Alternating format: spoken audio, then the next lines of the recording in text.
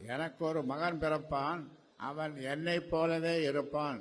ஆனால் எனக்கு நடந்த கொடுமை உங்களுக்கெல்லாம் தெரியும். என்னுடைய உயிரைத்தான் அவன் பறிக்கவில்லை, மீதி எல்லாவற்றையும் பறித்து விட்டான். உரிமையை பறித்தான். என் வியர்வை, நான் சிந்திய வியர்வை, அந்த வியர்வையை வீணாக விடக்கூடாது. அதனாலே அந்த உரிமையை இனி யாரும் பறிக்க முடியாது.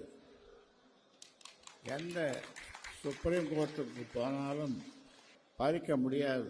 அந்த வகையிலே தான் இன்றைக்கும் டெல்லி ஹைகோர்ட்டிலே வழக்கு தொடர்ந்திருக்கிறோம். சூழ்ச்சியினாலே இவன் தன்னை தலைவன் என்று சொல்லிக் கொண்டிருக்கிறான்.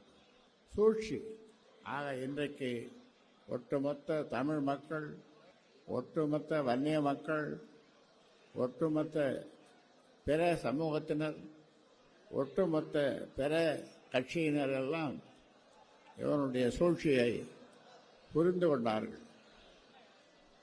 நீ எந்த கோர்ட்டு, சுப்ரீம் கோர்ட்டு போனாலும், எந்த கோர்ட்டு போனாலும் இந்த ராமதாஸ் ஜெயிப்பான், வெல்லுவான். இவனை தோற்கடிக்க, ராமதாஸை தோற்கடிக்க யாராலும் முடியாது.